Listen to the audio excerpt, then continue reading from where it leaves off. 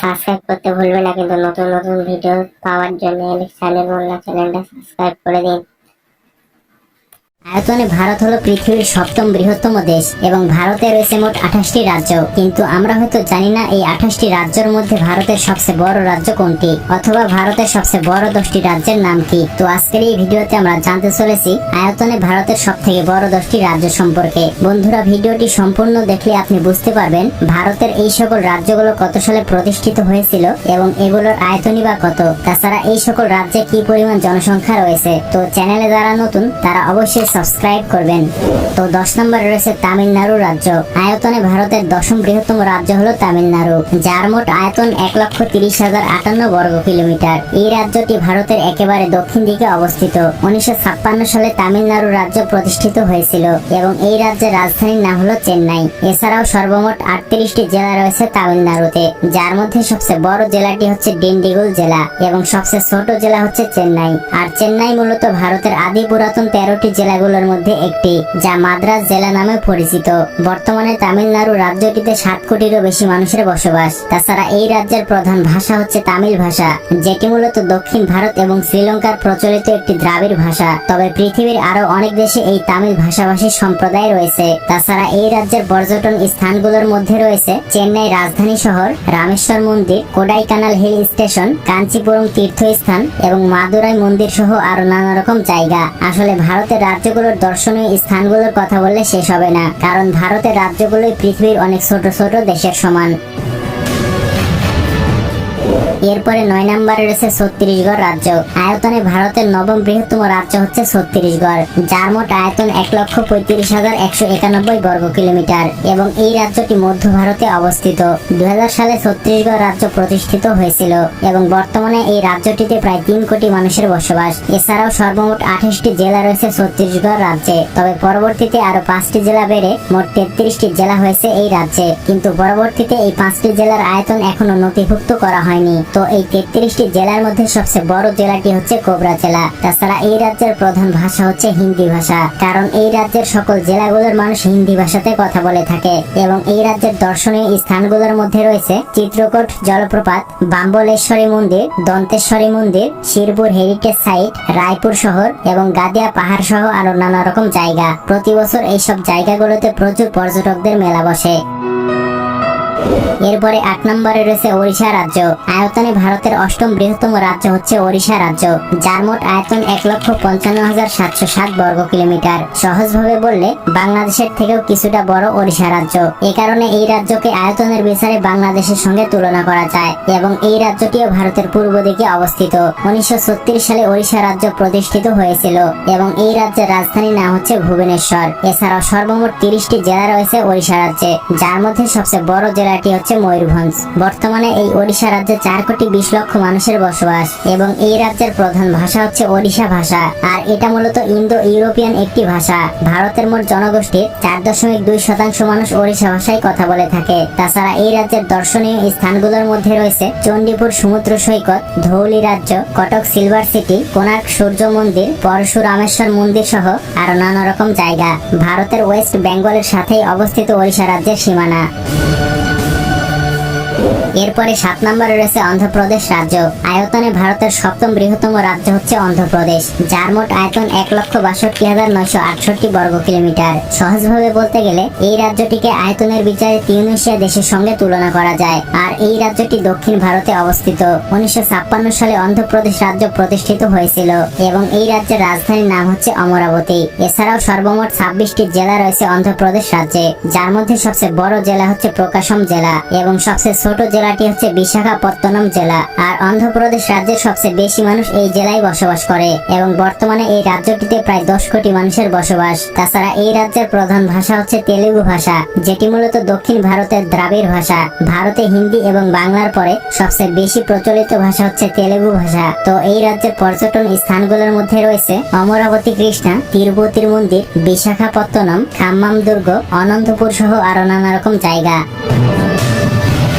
এরপরে 6 নম্বরে রয়েছে কর্ণাটক রাজ্য। আয়তনে ভারতের ষষ্ঠম বৃহত্তম রাজ্য হচ্ছে কর্ণাটক রাজ্য, যার মোট আয়তন 1,91,791 বর্গ কিলোমিটার। আর এই রাজ্যটি দক্ষিণ ভারতে অবস্থিত। 1956 সালে এই রাজ্যটিও প্রতিষ্ঠিত হয়েছে এবং এই রাজ্যের রাজধানীর নাম হচ্ছে বেঙ্গালুরু। তাছাড়া সর্বমোট 31টি জেলা রয়েছে এই রাজ্যে, যার মধ্যে সবচেয়ে বড় জেলাটি হচ্ছে বেলগাভি জেলা এবং সবচেয়ে ছোট জেলাটি হচ্ছে বেঙ্গালোর জেলা। তবে এই বেঙ্গালোর জেলা আবার দুইটি জেলায় বিভক্ত, যার একটি হচ্ছে বেঙ্গালুরু গ্রামীণ জেলা এবং আরেকটি হচ্ছে বেঙ্গালুরু নগর জেলা। আর এই দুইটি জেলার পার্থক্য হলো একটি হচ্ছে গ্রামীণ পরিবেশ আর একটি হচ্ছে শহরের পরিবেশ। বর্তমানে এই রাজ্যটিতে 6 কোটিরও বেশি মানুষের বসবাস। তাছাড়া এই রাজ্যের প্রধান ভাষা হচ্ছে কন্নড় ভাষা বা কানাড়ি ভাষা। এই রাজ্যের প্রায় 4 কোটি মানুষ এই ভাষায় কথা বলে থাকে। তাছাড়া এই রাজ্যের দর্শনীয় স্থানগুলোর মধ্যে রয়েছে বেঙ্গালুরুর রঙিন শহর, হাম্পি প্রাচীন মন্দির, সোমনাথ পুরার মন্দির, মেলুকোটে পুরনো মন্দির সহ আরো নানা রকম জায়গা। আসলে এই রাজ্যের দর্শনীয় স্থানগুলোর কথা বলে শেষ হবে না। এরপরে 5 নম্বরে রয়েছে গুজরাট রাজ্য। আয়তন অনুযায়ী ভারতের পঞ্চম বৃহত্তম রাজ্য হচ্ছে গুজরাট রাজ্য, যার মোট আয়তন 1,96,024 বর্গ কিলোমিটার। আর এই রাজ্যটিকে আয়তনের বিচারে সেনেগাল দেশের সঙ্গে তুলনা করা যায়। তাছাড়া এই রাজ্যটি পশ্চিম ভারতে অবস্থিত। 1960 সালে গুজরাট রাজ্য প্রতিষ্ঠিত হয়েছিল এবং এই রাজ্যের রাজধানীর নাম হচ্ছে গান্ধীনগর। সর্বমোট 33টি জেলা রয়েছে এই রাজ্যটিতে, যার মধ্যে সবচেয়ে বড় জেলাটি হচ্ছে কচ্ছ জেলা এবং সবচেয়ে ছোট জেলাটি হচ্ছে অরবল্লী জেলা। বর্তমানে এই রাজ্যটিতে 7 কোটিরও বেশি মানুষের বসবাস। তাছাড়া এই রাজ্যের প্রধান ভাষা হচ্ছে গুজরাটি ভাষা, যেটি মূলত একটি ইন্দো ইউরোপীয় আর্য ভাষা। আর আপনারা তো নিশ্চয়ই আহমেদাবাদের নাম শুনেছেন। এই আহমেদাবাদ জেলাটিও গুজরাট রাজ্যের অন্তর্ভুক্ত। তো এই রাজ্যের দর্শনীয় স্থানগুলোর মধ্যে রয়েছে দ্বারকাধীশ মন্দির, বিজয় বিলাস প্রাসাদ, সূর্য মন্দির এবং আহমেদাবাদের হেরিটেজ সাইট সহ আরো নানা রকম দর্শনীয় জায়গা। এক কথায় এই রাজ্যের দর্শনীয় স্থানগুলোর সম্পর্কে বললে শেষ হবে না। এরপরে 4 নম্বরে রয়েছে উত্তরপ্রদেশ রাজ্য। আয়তন অনুযায়ী ভারতের চতুর্থ বৃহত্তম রাজ্য হচ্ছে উত্তরপ্রদেশ রাজ্য, যার মোট আয়তন 2,40,928 বর্গ কিলোমিটার এবং আয়তনের বিচারে এই রাজ্যকে যুক্তরাজ্যের আয়তনের সঙ্গে তুলনা করা যায়। তাছাড়া এই রাজ্যটি উত্তর ভারতে অবস্থিত। 1950 সালে এই রাজ্যটি প্রতিষ্ঠিত হয়েছিল আর এই রাজ্যের রাজধানীর নাম হচ্ছে লখনৌ। সর্বমোট 75টি জেলা রয়েছে এই রাজ্যটিতে। আর ভারতের সবচেয়ে বেশি পরিমাণ জেলা এই রাজ্যের অন্তর্ভুক্ত, যার মধ্যে সবচেয়ে বড় জেলাটি হচ্ছে লখিমপুর জেলা এবং এই 75টি জেলার মধ্যে ছোট 3টি জেলার আয়তন এখনো নথিভুক্ত না হওয়ার কারণে এই রাজ্যের সবচেয়ে ছোট জেলার নাম বলা যাচ্ছে না। তবে এই 3টি জেলা বাদে বর্তমানে এই রাজ্যের সবচেয়ে ছোট জেলাটি হচ্ছে সেন্ট রবিদাস নগর জেলা। বর্তমানে এই রাজ্যটিতে প্রায় 25 কোটি মানুষের বসবাস এবং এই রাজ্যের প্রধান ভাষা হচ্ছে হিন্দি ভাষা। তবে হিন্দির পাশাপাশি এই রাজ্যের কিছু জেলার মানুষ উর্দু ভাষায় কথা বলে থাকে। পুরো ভারতের মোট জনসংখ্যার 5 কোটিরও বেশি মানুষ উর্দু ভাষায় কথা বলে। আর শুনলে অবাক হবেন, এই 5 কোটি মানুষের মাতৃভাষা হচ্ছে উর্দু ভাষা। তো ছোট করে বললে এই রাজ্যের দর্শনীয় স্থানগুলোর মধ্যে রয়েছে বাকে বিহারী মন্দির, কাশী বিশ্বনাথ মন্দির, শ্রী রাম জন্মভূমি মন্দির, দ্বারকাধীশ মন্দির সহ আরো নানা রকম জায়গা। এরপরে 3 নম্বরে রয়েছে মহারাষ্ট্র রাজ্য। আয়তনে ভারতের তৃতীয় বৃহত্তম রাজ্যটি হচ্ছে মহারাষ্ট্র রাজ্য, যার মোট আয়তন 3,07,713 বর্গ কিলোমিটার। তাছাড়া আয়তনের বিচারে এই রাজ্যটি ইতালির আয়তনের সঙ্গে তুলনা করা যায় এবং এই রাজ্যটি পশ্চিম ভারতে অবস্থিত। 1960 সালে মহারাষ্ট্র রাজ্য প্রতিষ্ঠিত হয়েছিল এবং এই রাজ্যের রাজধানীর নাম হচ্ছে মুম্বাই। আর মুম্বাই সিটির নাম শুনেনি এমন মানুষ হয়তো পাওয়া যাবে না। তো এই রাজ্যটিতে সর্বমোট জেলা রয়েছে 36টি, যার মধ্যে সবচেয়ে বড় জেলাটি হচ্ছে আহমেদনগর জেলা এবং সবচেয়ে ছোট জেলাটি হচ্ছে মুম্বাই সিটি। এই মুম্বাই সিটির আয়তন মাত্র 157 বর্গ কিলোমিটার। বর্তমানে এই রাজ্যটিতে 13 কোটিরও বেশি মানুষের বসবাস। তাছাড়া এই রাজ্যের প্রধান ভাষা হচ্ছে মারাঠিয়ান ভাষা, যেটি হলো একটি ইন্দো আর্য ভাষা।